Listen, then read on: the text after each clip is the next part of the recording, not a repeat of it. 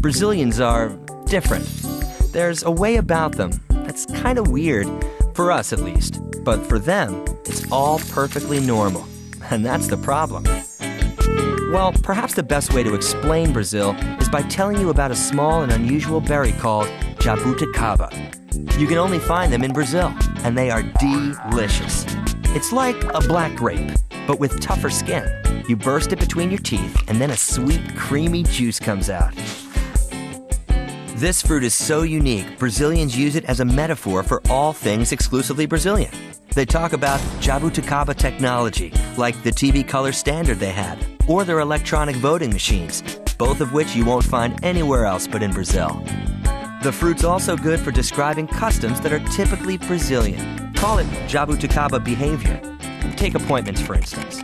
Now, it's not true that Brazilians aren't strict about appointments. Quite the contrary. Brazilians are always strictly 15 minutes late. We don't even know much about the things we think we know about Brazil. Take Carnival, for instance.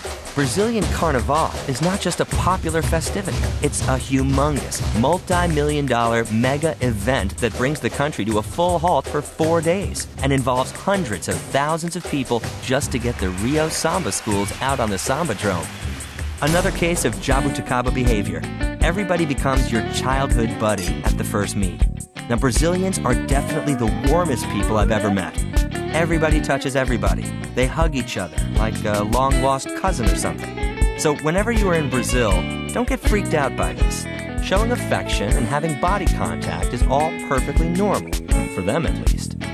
Of course you can do just fine all on your own in Brazil, but you run the risk of losing valuable time and energy trying to figure out all these Jabuticaba aspects the country has in store.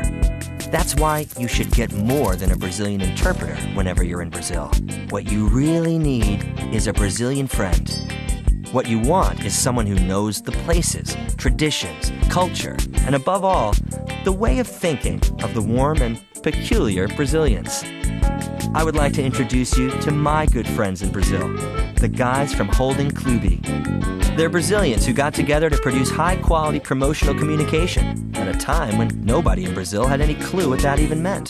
Today, 20 years later, they run 6 successful agencies. Each one has its specialty, but all 6 enjoy a very Brazilian talent: the ability to create experiences that thrill and captivate, bonding brands with their consumers.